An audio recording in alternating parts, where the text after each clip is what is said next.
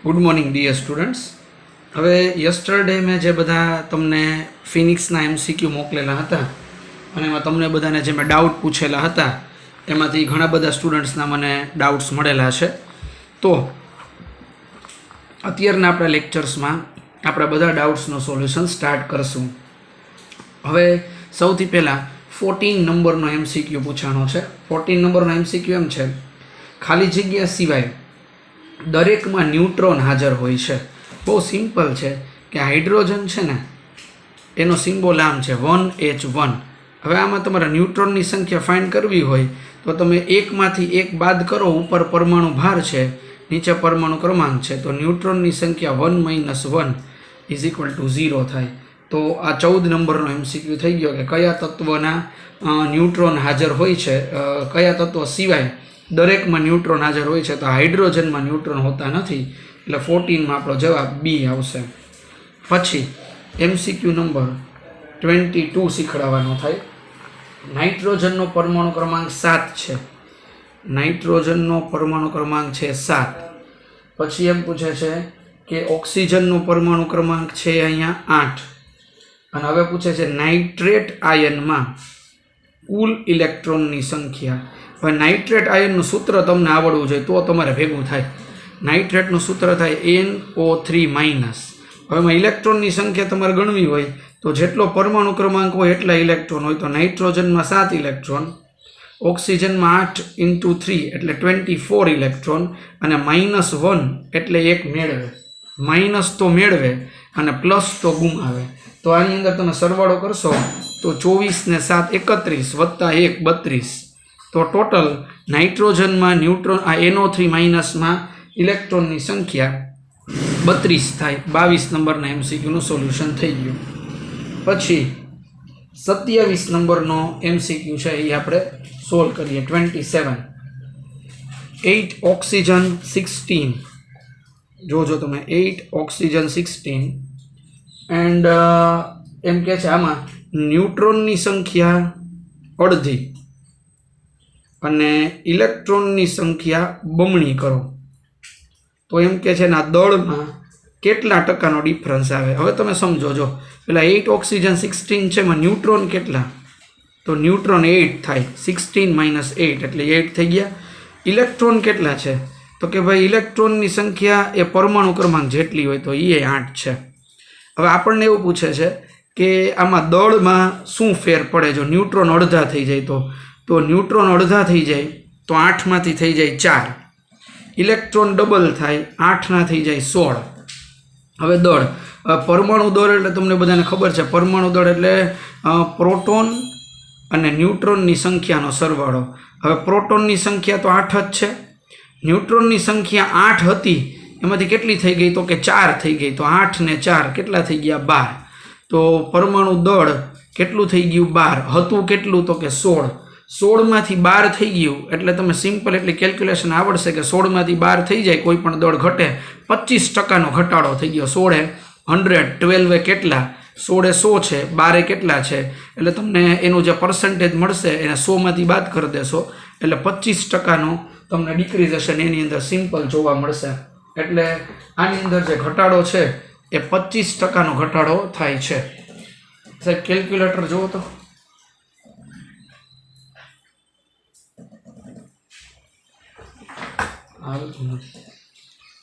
મારું હતું ક્યાં હોય ગયું છે. ચાલો ઓકે, હવે તમને એની કેલ્ક્યુલેશન દેખાડી દઉં કે 1200 / 16 એટલે તમે 1200 કરશો ને. આ જો અહીંયા 83 તમારે આ માંડવી પડે. 16 100 તો 12 કેટલા તો 1200 / 16 એટલે તમારે આવે છે 75%. એને 100માંથી માઇનસ કરી નાખો એટલે 25%નો ઘટાડો થાય. આ તમને સોલ્યુશન આની અંદરથી સિમ્પલ મળી ગયું. 25% ઘટે એટલે 27 નંબરનો MCQ બી થઈ જાય છે. ઓકે, ત્યાર પછી MCQમાં આગળ વધી જાય છે આપણે. એ છે 31 નંબરનો MCQ, એ સોલ્વ કરીએ. 31 શું છે? 2s કક્ષકમાં ઇલેક્ટ્રોનનું કક્ષકીય કોણીય વેગમાન કેટલું. કક્ષકીય કોણીય વેગમાનનું આપણે જે સોલ્યુશન બાકી છે, પણ તોય તમને કહી દઉં આવે ત્યારે પણ તમારે એનું સૂત્ર એ યાદ રાખવું પડશે. √LL + 1 H/2π.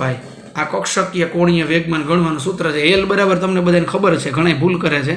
એસ કક્ષક હોય ને તો એલ ઇઝ ઇક્વલ ટુ 0 થાય, પી હોય તો એલ ઇઝ ઇક્વલ ટુ 1 થાય, ડી હોય તો એલ ઇઝ ઇક્વલ ટુ 2 થાય અને એફ હોય તો એલ ઇઝ ઇક્વલ ટુ 3 થાય. એટલે આમાં કક્ષકીય કોણીય વેગમાન એ તમારે હવે અહીંયા કોના માટે પૂછ્યું છે? 2s માટે પૂછ્યું છે. એસ તો એલ બરાબર શું થઈ જાય? 0. 0 + 1 અને એને ઇન્ટુ 0 એટલે જવાબમાં h/2π ખાલી આ જગ્યાએ આપણે મૂકવાનું થાય. પણ ગુણાકાર કરો ને તો 0 ને કોઈ પણ સંખ્યા સાથે ગુણો એટલે જવાબ 0 થઈ જાય, એટલે એનું કામ પૂરું. પછી 36 નંબરનો MCQ આપણે સોલ્વ કરીએ. શું છે એમાં? સલ્ફર આયનમાં 16 ન્યુટ્રોન અને 18 ઇલેક્ટ્રોન છે. સલ્ફર આયનમાં 16 ન્યુટ્રોન છે, 18 ઇલેક્ટ્રોન છે. તો આનો સિમ્બોલ કેવો થશે એ હું તમને કીધું. જો ઇલેક્ટ્રોન 18 છે, હવે તમને એટલી ખબર હોવી જોઈએ કે સલ્ફરનો પરમાણુ ક્રમાંક 16 છે, તો એનો પરમાણુ ક્રમાંક 16 એ નીચે લખીએ. હવે જેટલો પરમાણુ ક્રમાંક હોય એટલા પ્રોટોન અને ઇલેક્ટ્રોન હોય, પણ અહીંયા 2 ઇલેક્ટ્રોન ઝાઝા છે, 2 ઇલેક્ટ્રોન ઝાઝા છે એટલે અહીંયા 2 માઇનસ થાય. તો 16માં 2 મેળવે એટલે કેટલા થઈ જાય? તો કે 18 થઈ જાય. તો 18 ઇલેક્ટ્રોન વાળો આ આયન થઈ ગયો. હવે એમાં ન્યુટ્રોનની સંખ્યા કેટલી કીધી છે? 16. ન્યુટ્રોનની સંખ્યા 16, પ્રોટોનની સંખ્યા 16, તો પ્રોટોન અને ન્યુટ્રોનની સંખ્યાનો સરવાળો 32. એટલે અહીંયા 16s2 - 32 એ સલ્ફરની સંજ્ઞા થઈ ગઈ. હવે એમ કે છે બીજું કે પોટેશિયમ આયન. પોટેશિયમ આયનમાં એમ કે છે 21 ન્યુટ્રોન છે અને 18 ઇલેક્ટ્રોન છે. હવે પોટેશિયમનો પરમાણુ ક્રમાંક કેટલો છે? તો કે ભાઈ 19. હવે 18 ઇલેક્ટ્રોન આવ્યા તો એક ઇલેક્ટ્રોન એ ગુમાવ્યો જોઈએ, ગુમાવે તો પ્લસ સિમ્બોલ આવે. હવે પરમાણુ ક્રમાંક અને આ ન્યુટ્રોન બેનો સરવાળો કરો એટલે પરમાણુ ભાર તમને મળી જાય. એટલે અહીંયા તમારે 21 અને 19 એટલે અહીંયા આવી જાય 40. તો તમારી સંજ્ઞા આ હોય 40 અને 32. ઓકે, તો 36 નંબરના MCQમાં આવું તમારે સોલ્યુશન કરવાનું થાય. 37 નંબરનો MCQ. X2- આયનમાં 16 પ્રોટોન છે, તો X2+ આયનમાં ઇલેક્ટ્રોન કેટલા હોય? હવે તમે સિમ્પલ વિચારો કે પ્રોટોન 16 છે તો પરમાણુ ક્રમાંક છે એ 16 થઈ ગયો. સિમ્પલ છે, પરમાણુ ક્રમાંક છે એ 16 થઈ ગયો. હવે એને 2 ઇલેક્ટ્રોન ગુમાવ્યા છે. આમાં તમને ઇલેક્ટ્રોન પૂછે છે 2 ગુમાવે તો 16માંથી 2 કાઢી નાખો તો કેટલા બચે? તો કે 14. તો આમાં જવાબ આવશે 14. 37 નંબરના MCQમાં. પછી 38 નંબરનો MCQ જોઈએ. X3- આયન, એનો પરમાણુ ભાર આપ્યો છે 14, એમાં 10 ઇલેક્ટ્રોન છે એમ કે છે, અને આપણને એમ પૂછે છે કે આમાં ન્યુટ્રોનની સંખ્યા કેટલી થાય. હવે તમે એટલું સમજો, જો બહુ સિમ્પલ વાત છે. પરમાણુ ભાર 14, હવે ઇલેક્ટ્રોનની સંખ્યા 10 છે. બહુ ધ્યાનથી સાંભળજો, 10 ક્યારે થયા હોય? એને 3 મેળવા હોય તો 10 થાય. તો હકીકતમાં એકચ્યુઅલ હશે કેટલા ખબર છે? 7 હશે. 7માં તમે 3 એડ કરો તો 7 ને 3 કેટલા થઈ જાય? 10. 7 હશે, 3 એડ કર્યા તો આ જગ્યાએ 10 થઈ ગયા. તો પરમાણુ ક્રમાંક કેટલો હશે? 7. હવે ન્યુટ્રોનની સંખ્યા કેટલી થાય? તો કે આ બેની બાદબાકી કરવાની. 14માંથી 7 જાય તો ન્યુટ્રોનની સંખ્યા કેટલી આવે? 7 આવે. આવું 38 નંબરના MCQમાં સોલ્યુશન કરવાનું થાય. ખબર પડી તમને? પરમાણુ ભાર 14 છે, ઇલેક્ટ્રોન 10 છે, ન્યુટ્રોન પૂછ્યા. હવે X3- છે એટલે ઓલરેડી એને 3 ઇલેક્ટ્રોન મેળવ્યા છે. તો આ જે 10 ઇલેક્ટ્રોન છે એમાં 3 તો મેળવેલા છે, તો મૂળ ઇલેક્ટ્રોન હોય કેટલા? તો કે 10માં 3 કાઢી નાખો, 7 હોય. જેટલા ઇલેક્ટ્રોન હોય એટલા જ પ્રોટોન, અને જેટલા પ્રોટોન છે એટલો પરમાણુ ક્રમાંક, એટલે પરમાણુ ક્રમાંક 7, પરમાણુ ભાર 14. 14માંથી 7 તમે બાદ કરો એટલે જવાબ આવશે પાછો 7. એટલે ન્યુટ્રોનની સંખ્યા એ આની અંદર ટોટલી 7 આવશે. ક્લિયર? તો આપણા માટે એનું સોલ્યુશન થઈ ગયું MCQ નંબર 38. હવે MCQ નંબર 39 તમને કહું. 1 મોલ નાઇટ્રાઇડ આયનમાં, જેને જે MCQ પૂછ્યા હતા એ પોતે ચેક કરી લે, એમાં તો બધાનું મિક્સિંગ હાલે છે, બરાબર. 1 મોલ નાઇટ્રાઇડ આયન. વિદ્યાર્થી મિત્રો, તમને મેં વેલેન્સી ચાર્ટ શીખડાવેલો છે, મેં કરાવેલો છે, જયદીપ સરે કરાવેલો છે. નાઇટ્રાઇડ આયનનું સૂત્ર થાય N3-. આમાં એમ પૂછે છે સંયોજકતા ઇલેક્ટ્રોનની સંખ્યા કેટલી છે. ઓકે, હવે નાઇટ્રોજનનો જે પરમાણુ ક્રમાંક છે તમે સમજો એ 7 છે. નાઇટ્રોજનની ઇલેક્ટ્રોન રચના કેટલી થાય? તો કે 2, 5 થાય. ખબર ને તમને બધાને? હવે સંયોજકતા ઇલેક્ટ્રોન, આ ઇલેક્ટ્રોન રચના 2, 5 થઈ. બાહ્યતમ કક્ષા હોય ને એને કહેવાય સંયોજકતા ઇલેક્ટ્રોન, એટલે આ સંયોજકતા ઇલેક્ટ્રોન છે 5. હવે એ 3 મેળવે છે, જો પાછો N3 માઇનસ, તો 5 વત્તા 3 એટલે જવાબ કેટલો થઈ જાય? 8. એટલે જવાબ આવશે 8 મોલ 39માં. પછી 42 નંબરનો MCQ જે તમે લોકોએ પૂછેલો છે. નીચેના વિધાનો માટે યોગ્ય વિકલ્પ પસંદ કરો.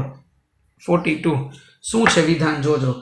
ન્યુક્લિઇડ 13 એલ્યુમિનિયમ 30 અને 20 કેલ્શિયમ 40, આ 13 એલ્યુમિનિયમ 30 એ આના કરતા ઓછો સ્થાયી છે.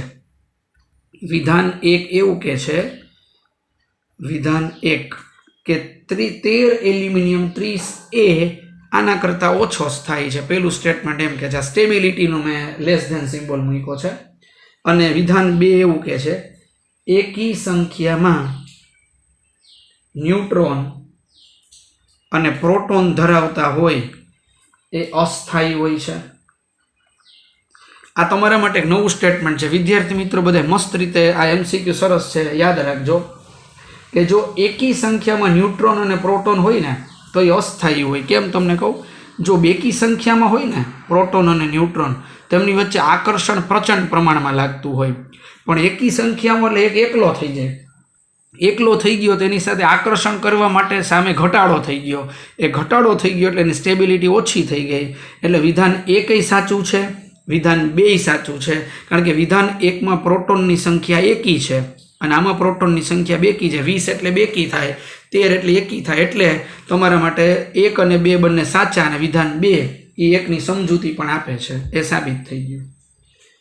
44 CONH2માં ઇલેક્ટ્રોનની સંખ્યા જેમાં કયા કયા છે? C છે, O છે, N છે અને 2 હાઇડ્રોજન છે. હવે એક કાર્બનમાં કેટલા ઇલેક્ટ્રોન હોય? તો કે કાર્બનનો પરમાણુ ક્રમાંક 6 છે તો 6 ઇલેક્ટ્રોન હોય. ઓક્સિજનનો પરમાણુ ક્રમાંક 8 છે તો 8 ઇલેક્ટ્રોન હોય. નાઇટ્રોજનનો પરમાણુ ક્રમાંક 7 છે તો 7 ઇલેક્ટ્રોન હોય. હાઇડ્રોજનમાં ઇલેક્ટ્રોન 1 હોય પણ આવા 2 હાઇડ્રોજન છે એટલે 2. હવે આનો સરવાળો કરો. 7 ને 2 9 ને 8 17 ને 6 23 થયા. હવે અહીંયા તમે જોઈ શકો છો બધાય કે એક બંધની સંજ્ઞા આપી છે. હા, ભાગીદારીની સંજ્ઞા છે. ભાગીદારીની સંજ્ઞા છે એનો અર્થ કે એક ઇલેક્ટ્રોન સાથે પાર્ટનરશિપ થઈ છે એટલે વધારાનો એક ઇલેક્ટ્રોન એડ થાય એટલે તમારો આન્સર 24 આવે. આ DU2 આ સિમ્બોલને લીધે આપણો આન્સર 24 આ જગ્યાએ આવ્યો છે. ઓકે, આ 44 નંબરનો MCQ સોલ્વ થયો. પછી 50 નંબરનો MCQ. નીચેના પૈકી શેમાં ન્યુટ્રોનની સંખ્યા 50 નંબર, ન્યુટ્રોનની સંખ્યા એ 18 આર્ગોન 40 માં રહેલા ન્યુટ્રોનની સંખ્યા જેટલી નથી. હવે 18 આર્ગોન 40માં જેટલા ન્યુટ્રોન છે એટલા એકય ઓપ્શનમાં નો. એવો ઓપ્શન કયો? તો 40માંથી 18 તમે બાદ કરો, આ બેની બાદબાકી કરો તો જવાબ શું આવ્યો? 22. હવે આપણે એ ઓપ્શન જોઈ લઈએ. ચાલો, એ ઓપ્શન છે 19 પોટેશિયમ 41. 19 પોટેશિયમ 41 આવે તો 41માંથી તમે 19 બાદ કરો એટલે આન્સર શું આવી ગયો? 22. બી ઓપ્શન 21 સ્કેન્ડિયમ 43 બાદબાકી કરો 22. સી ઓપ્શન 21 સ્કેન્ડિયમ 40 જવાબ આવ્યો 19 એટલે આ જવાબ આવી ગયો. સી ઓપ્શનમાં ન્યુટ્રોનની સંખ્યા સરખી નથી. આ તો સહેલો છે, જે વિદ્યાર્થીએ પૂછ્યો છે એને કહો આમાં કાંઈ એટલો બધો અઘરો નથી લાગતો મને.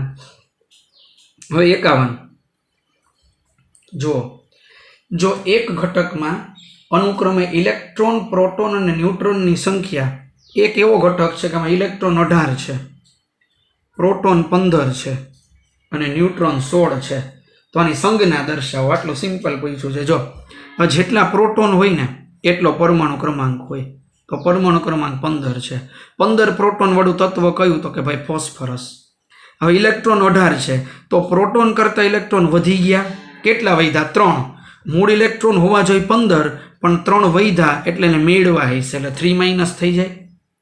હવે પ્રોટોન અને ન્યુટ્રોનની સંખ્યાનો સરવાળો આ બેનો એટલે પરમાણુ ભાર થઈ જાય. 16 ને 15 31, તો 31 P3 માઇનસ અને નીચે 15. આ તમારો ઓપ્શન છે, એ ઓપ્શન આવે છે બી. પણ હજી એની અંદર આગળ એમ પૂછે છે કે જો પ્રોટોનની સંખ્યામાં 3નો વધારો કરવામાં આવે, પ્રોટોન 3 વધારો તો હવે 9 કરો, પ્રોટોન થઈ જાય 18. ન્યુટ્રોનની સંખ્યા 6 વધારો એટલે ન્યુટ્રોનની સંખ્યા થઈ જાય 18 ને 16 ને 6 22. આ 16 હતા, 6 વધારી દીધા, 22 થઈ ગયા. તો સંજ્ઞા શું? હવે આ 18 ક્લિયર. હવે અહીંયા આપણે મૂકવાનો છે આર્ગોન. આમાં ઇલેક્ટ્રોનની સંખ્યાનું તો કોઈ ડિસ્કશન આ જગ્યાએ કર્યું જ નથી, ખાલી પ્રોટોન અને ઇલેક્ટ્રોન જ મૂક્યા છે. એટલે આ 18 છે, ઇલેક્ટ્રોન એ 18 જ છે. ઇલેક્ટ્રોન એ 18 ને પ્રોટોન એ 18, તો નથી કાંઈ મેળવું, નથી કાંઈ ગુમાવ્યું. બેનો સરવાળો કરી દો 40. એટલે બી ઓપ્શન તમારો જવાબમાં આવશે. 51માં 52મો 52 નંબરના એમસીક્યુમાં આપણે એન્ટર થાય. હવે E બાય એમ ના ગુણોત્તરને ચડતા ક્રમમાં ગોઠવો. આ એમ એટલે દળ અને E એટલે એનો વીજભાર. ચાલો હવે એમાં આપણે 4 કોણ આપ્યા છે, ઇલેક્ટ્રોન, પ્રોટોન, ન્યુટ્રોન ને આલ્ફા. 4 સેટિંગ આપણે કરી લઈએ. જો ન્યુટ્રોનનો વીજભાર શું હોય તો કે તમને બધાને ખબર છે, ન્યુટ્રોન માટે E તટસ્થ છે એટલે n બરાબર 0 થઈ જાય. હવે દળ, ન્યુટ્રોનનું દળ કેટલું એપ્રોક્સિમેટ કરેલું છે એક્સેપ્ટ, તો કે ભાઈ ન્યુટ્રોનનું દળ આપણે 0n1 છે. ન્યુટ્રોનનો પરમાણુ ભાર 1 લીધેલો છે, તો 0/1 એટલે જવાબ શું થઈ જાય? 0. ચાલો પછી આલ્ફા કણ. આલ્ફા એટલે તમને બધાને ખબર જ છે, 2 હિલિયમ 4 એટલે આલ્ફા. અને અહીંયા આલ્ફા કણનો વીજભાર 2 હોય તો 2/4. જવાબ આવ્યો 0.5. પ્રોટોન, પ્રોટોનમાં આવે 1p1, આને પ્રોટોન કહેવાય. ચાલો પ્રોટોનનો વીજભાર +1 હોય તો હવે વીજભાર કેટલો? 1. દળ કેટલું? 1, તો 1/1 એટલે જવાબ 1. ઇલેક્ટ્રોન, ઇલેક્ટ્રોનનો વીજભાર છે એ 1 જ આપણે ગણવાનો છે. હવે ઇલેક્ટ્રોનનું દળ એ પ્રોટોનના દળ કરતાં 1837માં ભાગનું છે, તો 1/1837 છેદનો છેદ અંશમાં 1837 છે જવાબ આવે. એટલે આની અંદર આન્સર આવશે, ચડતા ક્રમમાં તમે ગોઠવશો એટલે n એના કરતાં વધારે આલ્ફા, એના કરતાં વધારે પ્રોટોન અને એના કરતાં વધારે ઇલેક્ટ્રોન. આ તમારો ક્રમ આવશે. આ બધાનો હું તમને ફોટો પાડીને મોકલી દઈશ એટલે તમને ખબર પડે મેં કેવી રીતે સોલ્વ કરાવ્યા હતા. હું મારી રીતે સોલ્વ કરાવું છું. પછી 75 નંબરનો એમસીક્યુ વિદ્યાર્થીઓ પૂછેલ છે. 75, ચાલો 75 નંબરનો એમસીક્યુ પૂછેલ છે, એનું આપણે સોલ્યુશન કરીએ. 7 મિલીગ્રામ 6C14માં ન્યુટ્રોનની સંખ્યા અને ન્યુટ્રોનનું દળ કેટલું થાય એવું આપણને પૂછે છે, બરાબર. હવે સૌથી પહેલાં તો આપણે આની અંદર 14C ની જે વાત છે, એકચ્યુઅલી આમાં ન્યુટ્રોન છે કેટલા, તો કે 14માંથી 6 બાદ કરો તો કાર્બનમાં ન્યુટ્રોન કેટલા થઈ ગયા, તો કે 8 ન્યુટ્રોન થઈ ગયા. 75માની અંદર આપણે શું સોલ્યુશન કરવાનું તમે જોજો. ન્યુટ્રોનની સંખ્યા પૂછે છે અને ન્યુટ્રોનનું દળ પૂછે છે. ચાલો તો પેલા 6C14માં ન્યુટ્રોનની સંખ્યા એ 8 છે. હવે તમને બધાને કહી દઉં એક બહુ અગત્યની મેટર, એ બહુ ધ્યાનથી સમજજો તમે, કે 7 મિલીગ્રામમાં આપણે આ મેટરને ગોતવાનું છે, બરાબર. હવે આમ જોઈને તો આ મેટરની અંદર થોડોક જે કોન્સેપ્ટ છે ને એ તમારા માટે નવો થશે, પણ એવોગેડ્રો નંબરના આધારિત કોન્સેપ્ટ છે. 1 મોલમાં 14 ગ્રામ કાર્બન હોય. 1 મોલ બરાબર 14 ગ્રામ, કારણ કે કાર્બનનો પરમાણુ ભાર તમારા માટે 14 છે. હવે હું તમને કહી દઉં, જો 1 મોલમાં 14 ગ્રામ છે, 14 ગ્રામ કાર્બન બરાબર કેટલા થાય? બરાબર 6.022 ગુણ્યા 10⁻23. આ પહેલા ચેપ્ટરમાં તમે ડિટેલમાં શીખશો. એવોગેડ્રો નંબર જેટલા સંખ્યા છે. હવે આપણે આની પાસે ન્યુટ્રોન કેટલા છે આપણી પાસે, તો કે 8. 1 બરાબર 6.022 ગુણ્યા 10⁻23. એક જ ન્યુટ્રોન માટે તો 8 હોય તો એના બરાબર કેટલું થશે, તો સંખ્યા મળી જાય 8 ગુણ્યા 6.022 ગુણ્યા 10⁻23. આને તમે જવા દો, અત્યારે જરૂર નથી, સીધું આ કોન્સેપ્ટ ઉપરથી જ તમને જવાબ આવડી જશે. 1 બરાબર 6.022 ગુણ્યા 10⁻23, તો 8 બરાબર કેટલા? આ તમારા માટે ન્યુટ્રોનની સંખ્યા આવી. ન્યુટ્રોન કેટલા છે એ આવ્યું. હવે તમારે આ તો તમને 14 ગ્રામે મળ્યું, તમારે એને 7માં ગોતવાનું છે, તો 14 ગ્રામ બરાબર આ બેનો ગુણાકાર થાય છે 4.8176 ગુણ્યા 10⁻24.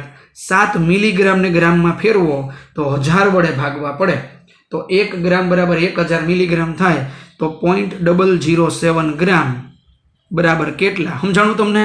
જો 14C કાર્બનમાં ન્યુટ્રોન કેટલા છે? 8. 14C કાર્બનમાં ન્યુટ્રોન કેટલા છે તો કે 8. હવે 1 બરાબર આટલી સંખ્યા તો 8 ન્યુટ્રોન બરાબર કેટલી? તો આ ન્યુટ્રોન મળ્યા, પણ આ ન્યુટ્રોન કેટલા ગ્રામે મળે છે આપણને તો કે 14 ગ્રામે આટલા. તો 0.007 ગ્રામ બરાબર કેટલા? તો એનો જવાબ તમારો આવી ગયો 2.4088 ઇન્ટુ 10⁻21 ન્યુટ્રોન. આ તમને મળી ગયા ન્યુટ્રોન 75 નંબરના MCQમાં. અને હવે પૂછે છે ન્યુટ્રોનનું દળ કેટલું? તો એક ન્યુટ્રોનનું દળ રકમમાં આપ્યું છે અને નતર આપણને આવડે છે 1.675 ગુણ્યા 10⁻27 કિલોગ્રામ. તો આપણી પાસે 2.4088 ગુણ્યા 10⁻21 ન્યુટ્રોન હોય એનું દળ કેટલું? તો જવાબ આવશે 4.035 ગુણ્યા 10⁻6 કિલોગ્રામ. આ આપણા માટે આન્સર આવી ગયો ફાઇનલ બંને. સમજાણું તમને બધાને? અહીંથી જ મેઇન પોઈન્ટ છે 1 બરાબર 6.022 ગુણ્યા 10⁻23. તો 8 ન્યુટ્રોન બરાબર કેટલા? તો ન્યુટ્રોન મળ્યા 14 ગ્રામના, પણ આપણને 7 મિલીગ્રામ પૂછ્યું છે એટલે આપણે મિલીગ્રામમાં ફેરવી દીધું ગ્રામમાં. તો કેટલા? 1 ન્યુટ્રોનનું દળ આટલું, તો આટલા ન્યુટ્રોનનું દળ કેટલું? તો આપણો ફાઇનલ આન્સર મેળવો. આ સરસ ક્વેશ્ચન પૂછવાનો છે. પછી 78 નંબરના MCQનું સોલ્યુશન આપણે કરીએ. 78 રકમ જોજો. તત્વ Xનું 14 ગ્રામ વજન એ ઓક્સિજનના 16 ગ્રામ વજન સાથે સંયોજાય છે.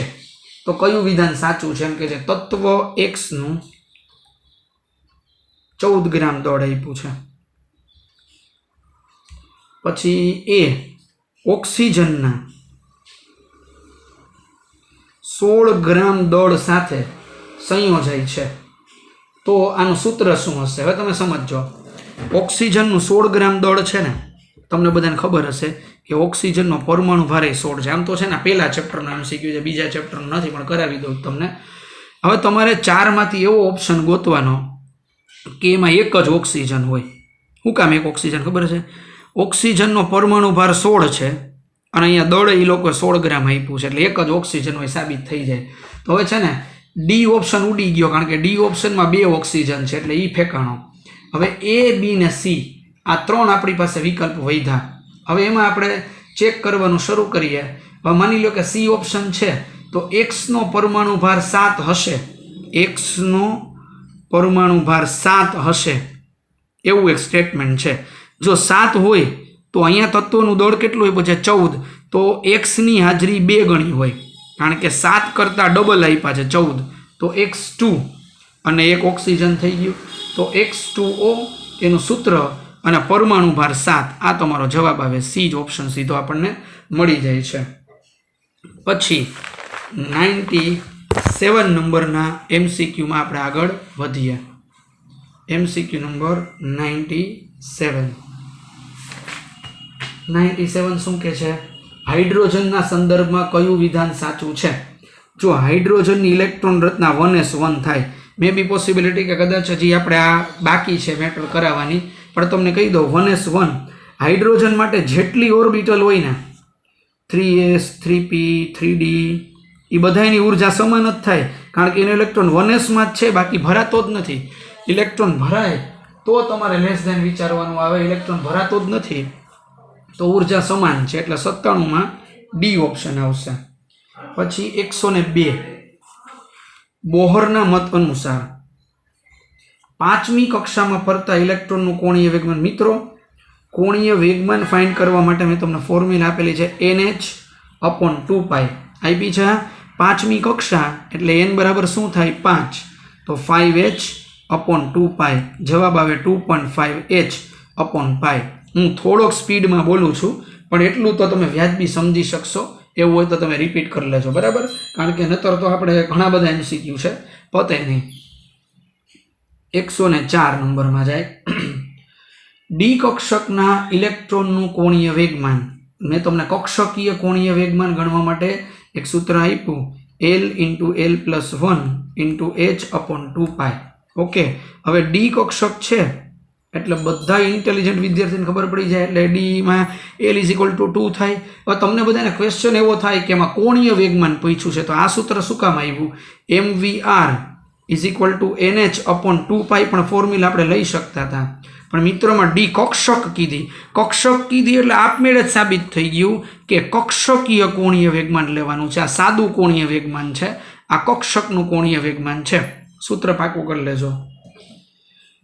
પછી 105 નંબરના MCQમાં આગળ વધીએ. નીચેના પૈકી કયું કોણીય વેગમાન શક્ય નથી એવું આપણને પૂછે છે. હવે 28h/88 આવું કીધું તો હું એક કામ કરું છું. અહીંયા NH/2π આ ફોર્મ્યુલા સાથે આપણે કમ્પેરિઝન કરીએ છીએ. તો હવે હું ભાગાકાર કરું 28/88 એટલે જવાબ આવી ગયો 0.318. HH બે બાજુથી તો કોમન છે.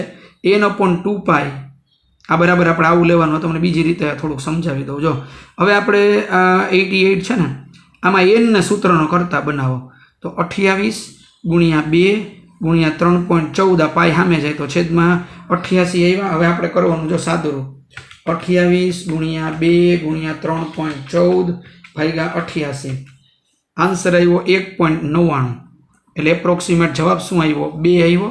Very good. ચાલો આ એ ઓપ્શન છે. હવે બી ઓપ્શન લઉં 14h/32 તો હું પાછું આમ કરું NH/2π બરાબર 14h/32. હવે h બે બાજુથી કેન્સલ. n ને કરતા બનાવો. n એટલે કક્ષા છે. કક્ષાની સંખ્યા હંમેશા પૂર્ણાંકમાં જ આવી જોઈએ.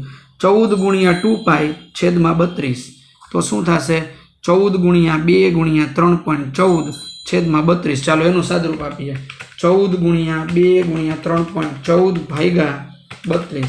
જવાબ આવ્યો 2.75. પછી આપણે વિચારી લઈ સી ઓપ્શન. પછી આપણે જોઈએ શું એમાં કરું 35h/88 તો n બરાબર 35 ગુણ્યા 2π/88 35 ગુણ્યા 6.28 ભાગ્યા 88. જવાબ આવી ગયો 2.49. અને ડી વિકલ્પ છે 7h/44 તો 7 ગુણ્યા 2π/44 તો 7 ગુણ્યા 6.28 ભાગ્યા 44. જવાબ આવે છે 0.99 અર્થાત 1. હવે આમ તમે જુઓ ને તો આઈ ડેસિમલ પોઈન્ટમાં જવાબ આવ્યો, આઈ ડેસિમલમાં આવ્યો એટલે એ અને ડી તો આવે જ, પણ આ છે ને 2.75 હજી 3ની નજીક છે અને આ બહુ દૂર છે એટલે સી એ કોણીય વેગમાન શક્ય નથી એવો જવાબ આવે, કારણ કે એમાં એનનું મૂલ્ય અપૂર્ણાંક આવે છે. મારા મંતવ્ય અનુસાર બી અને સી બંને જવાબમાં આવવા જોઈએ, એટલે થોડીક મિસ્ટેક એમાં કહી શકાય આ સોલ્યુશન કરવામાં. એટલે આ આપણા માટે થઈ ગયું 106 નંબરનું સોલ્યુશન. પછી 105 નંબરનું સોલ્યુશન, 106. હવે આ જબરજસ્ત MCQ છે, બહુ ધ્યાનથી સમજજો. 106 બે ક્રમિક કક્ષાના ઇલેક્ટ્રોનના કોણીય વેગમાનનો ગુણોત્તર બરાબર એ. જોજો, ક્રમિક કક્ષા ના કોણીય વેગમાન નો ગુણોત્તર એ છે. હવે તમે પહેલા ધ્યાનથી સાંભળજો. કોણીય વેગમાનનો ગુણોત્તર, કોણીય વેગમાનનું સૂત્ર શું થાય? NH/2π થાય. હવે ક્રમિક કક્ષા એક n હોય તો એની ક્રમિક કઈ થાય? n+1 h/2π. એમને એ બેનો ગુણોત્તર શું કહે છે? એ. તો બેનો ભાગાકાર કરી ચાલો NH. હવે એમાં એમ પાછું કહે છે જો a ઇઝ ગ્રેટર ધેન 1 તો આ અંશમાં લેવું પડે, આ છેદમાં લેવું પડે, તો જવાબ 1 થી મોટો આવે ને. n+1 h/2π છેદમાં NH/2π is equal to a. આ ઉડી ગયું તો આવ્યો આન્સર n+1 છેદમાં n is equal to a. આ આપણને પેલું મળ્યું. ઓકે, હવે આપણને એ મળી ગયો. હવે આગળ એવું પૂછે છે આપણને કે આ જ બેયનો તફાવત બી છે. a ઇઝ ગ્રેટર ધેન 1 છે ભાઈ, બરાબર બધાય, એટલે તફાવત બી હોય આની અંદર તો આ બેની બાદબાકી કરીએ. n+1 h/2π માઇનસ NH/2π તફાવત કેટલો આપ્યો છે? બી. બાદબાકી હોય તો h/2π કોમન નીકળે, બ્રેકેટમાં શું વધે?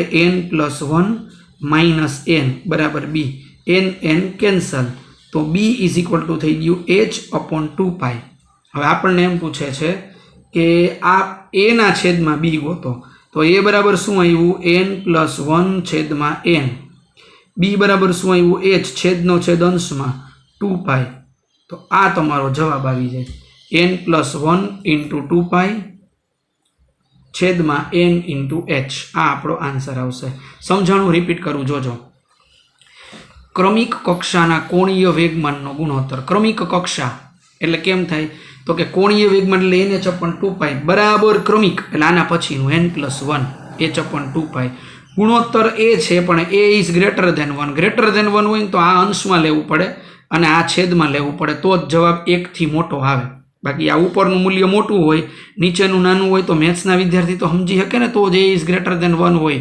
a ઇઝ લેસ ધેન 1 કીધું હોત ને તો આ ઉપર આવત ને આ નીચે આવત. આ a મળી ગયો, બેનો તફાવત b છે, b મળી ગયો, બેનો ભાગાકાર કર્યો, જવાબ મળી ગયો. ઓકે, આ 106 નંબરનું સોલ્યુશન થઈ ગયું. પછી 109 નંબરનું સોલ્યુશન.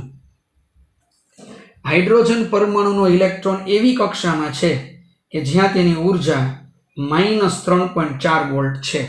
તો કક્ષામાં ઇલેક્ટ્રોનનું કોણીય વેગમાન ગોતો. હવે તમને બધાને ખબર છે, જો કોણીય વેગમાન બરાબર nh/2π. મિત્રો જોજો, આ h તો ફિક્સ છે 6.624 × 10⁻34. આ 2 3.14. હવે હું n ગોતી લઉં તો મને મારો જવાબ મળી જાય. હવે આપણા માટે જે બુદ્ધિ દોડાવવાની છે એ n કેમ ગોતવો એના માટેની જ બુદ્ધિ દોડાવવાની છે. હવે તમને બધાને હું યાદ કરાવી દઉં. ઇલેક્ટ્રોવોલ્ટમાં ઉર્જા ગણવા માટેનું સૂત્ર -13.6 છેદમાં n² છે. જો ન યાદ હોય તો પાકું કરી લેજો. જેમ જૂલમાં 2.18 × 10⁻18 આવે ને, એમ ઇલેક્ટ્રોવોલ્ટમાં આવે 13.6. તો 13.6 છેદમાં n². ઉર્જા આપી દીધી છે લોકો કેટલી? -3.4 -13.6 છેદમાં n². n² ને કરતા બનાવો તો -13.6 છેદમાં -3.4. જવાબ આવી ગયો 4. વર્ગમૂળ કાઢો, n² બરાબર 4 તો n બરાબર 2. આ ગુણાકાર કરી નાખો, 2 2 ઉડી ગયા. આનો ભાગાકાર એટલે તમારો જવાબ આવી ગયો 2.1 × 10⁻34. જરૂર જણાય તો વિડીયો તમારે રિપીટ કરી લેવાનો, બરાબર? એટલે તમને પાછી મેટર છે ક્લિયર સમજાય જશે. હવે 110 નંબરનો MCQ આપણે સોલ્વ કરીએ. ચાલો 110. જ્યારે ઇલેક્ટ્રોનનું સંક્રમણ n બરાબર 4 થી n બરાબર 1 થાય ત્યારે ઉત્સર્જિત વિકિરણની આવૃત્તિ કેટલી હશે? સોલ્યુશન નહીં જોવાનું, આવૃત્તિ માટે રીડ્સ સમીકરણ 3.29 × 10⁻15 n² n²f. ક્લિયર? 3.29 × 10⁻15 n બરાબર 4 માંથી 1 માં જાય છે, તો 4 માંથી 1 માં જાય તો અહીંયા આ 4 નો વર્ગ 16, 1 નો વર્ગ 1. બરાબર? જો ધ્યાન રાખજો, આ લસા લેશો જવાબ માઇનસમાં આવશે, પણ આવૃત્તિ કોઈ દિવસ માઇનસ ન હોય એને આપમેળે પ્લસમાં જ ફેરવી નાખવાની. એટલે આ તમારો આન્સર આવી ગયો આવૃત્તિનો. આ જોઈ લેજો, હું આગળ હવે સોલ્યુશન નથી કરતો. પછી એમ કે છે બસ પૂરું થઈ ગયું, આવૃત્તિ જ પૂછે છે આપણને, તો ક્યાં હવે કાંઈ એમાં માથાકૂટ કરવાની જરૂર જ છે. 4 માંથી 1 માં જાય તો આ થાય, અને હાઇડ્રોજનની આયનીકરણ શક્તિ કાંઈ જરૂર જ નથી. આટલા ઉપરથી તમારો પ્રેમથી જવાબ આવી જશે. આખા પેજનું સોલ્યુશન એક લીટીમાં મેં કરાવી દીધું છે 110માં. પછી 116 નંબરનું સોલ્યુશન. ચાલો 116માં શું છે? આમાં શું આવે? ચાલો, ધરા સ્થિતિમાં હાઇડ્રોજન પરમાણુની આયનીકરણ એન્થાલ્પી x કિલોજૂલ છે. ઘણા વિદ્યાર્થી એમ કહે છે આયનીકરણ એન્થાલ્પી એટલે શું? તો ઇલેક્ટ્રોનને દૂર કરવા માટે આપવી પડતી ઉર્જા એને કહેવાય આયનીકરણ એન્થાલ્પી, ΔIH આનો સિમ્બોલ છે. હવે ઇલેક્ટ્રોનને બીજી કક્ષામાંથી ત્રીજી કક્ષામાં કૂદકો લગાવવા કેટલી ઉર્જાની જરૂર પડે? હવે તમને કહી દઉં, આ લોકોએ શું આપ્યું છે, બહુ મસ્ત જવાબ છે. હું તમને જો શોર્ટકટ ટ્રીક કેટલી દઉં છું, તમને બધાને મિત્રો યાદ છે એક આ સૂત્ર E1/E2 = n2/n1². યાદ હશે તમને બધાને. હવે તમે જોજો, હવે પ્રથમ આયનીકરણ એન્થાલ્પી E1 બરાબર આ લોકોએ આપી દીધું છે x કિલોજૂલ. હવે n1 બરાબર બીજી કક્ષામાંથી ત્રીજી કક્ષામાં જવાનું છે, તો n1 બરાબર 2 લઈ લ્યો, n2 બરાબર 3 લઈ લ્યો, અને E2 આપણને પૂછે છે કે કૂદકો મારવા કેટલી ઉર્જા જોઈએ. ઉપર કિંમત મૂકો, હાલો જો આરામથી આવડે. સહેજ ઉપર કરી દો. હવે હું તમને અહીંથી આખું વિઝન ક્લિયર કરાવું. E1 upon E2. E1 બરાબર કેટલા છે અહીંયા? તો કે x. E2 શું છે? ગોતવાના છે. N2 શું છે? 3. 3 નો વર્ગ 9. પછી N1 કેટલા છે? 2 નો વર્ગ 4. તેથી E2 બરાબર થશે 4x ડિવાઈડ બાય 9. કાલ ચાલુ છે સર કે બંધ છે કાલ? કાલ ચાલુ છે. ઓકે ચાલુ છે એટલે કાલે એવી રીતે ગોઠવી દેજો. રેડી? પતી ગયું એનું? હા એનું પતી ગયું અત્યારનો. Okay ready. ચાલો હવે અહીંયા આપણે આન્સર મળ્યો 4x બાય 9. Just 1 minute. બીજી કક્ષામાંથી ત્રીજી કક્ષામાં 4x 9 ચોક 36, 3 નો વર્ગ 9, 2 નો વર્ગ 4, એક આપ્યું છે x upon E2 x by 9. 4x by 9 આ આપણા માટે અંતિમ ઉર્જા મળી. હવે આમાં એમ કે છે કૂદકો લગાવવા માટે કેટલી ઉર્જાની જરૂર પડશે? તો બીજી કક્ષા માટેની ઉર્જા x બાય 4. 1 મિનિટ, હું E1 ને સેપરેટ લઈ લો. બીજી કક્ષાની ઉર્જા x બાય 4, ત્રીજી કક્ષાની ઉર્જા x બાય 9. આમ તો છે ને આ ઓપ્શન છે 4x બાય 9, પણ આપણે વિકલ્પમાં 4x બાય 9 ઓપ્શન આપતા નથી. તો હવે બીજો રસ્તો જો ના આપે તો આપણને ખબર છે ઉર્જા E1 એ કક્ષાના વ્યસ્ત પ્રમાણમાં હોય, કક્ષા 2 છે. તો હવે અહીંયા સાઈડમાં જોજો, અહીંયા તો 2 નો વર્ગ 4 માઇનસ x/4. આ બીજી કક્ષાની ઉર્જા. ત્રીજી કક્ષાની ઉર્જા x બાય 3 નો વર્ગ આ N2 સ્ક્વેર એટલે માઇનસ x અપોન 9. હવે તમારે કરવાનું છે આ બેનો તફાવત E3 માઇનસ E2 એટલે સોલ્યુશન આવી જશે. જો આ ઓપ્શન આપ્યો હોત 4x બાય 9 તો આ જવાબ હતો આપણી પાસે 4x બાય 9. હવે ઓપ્શન નથી તો બે ઉર્જાનો તફાવત આપણે આ જગ્યાએ ગોતી રહ્યા છીએ, તો બી આપણને ઉર્જા મળી જાય.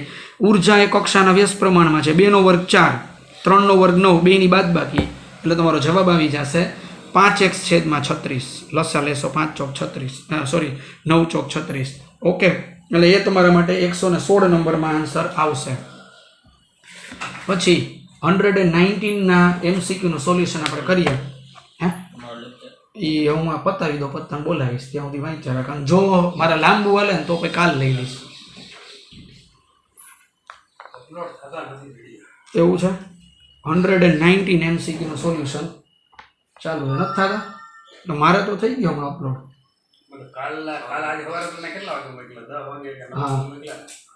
ઘરે નો થયો તમારો વાઈફાઈ પણ જીમેલ સાહેબ સર્વર ડાઉન થઈ ગયું છે ને.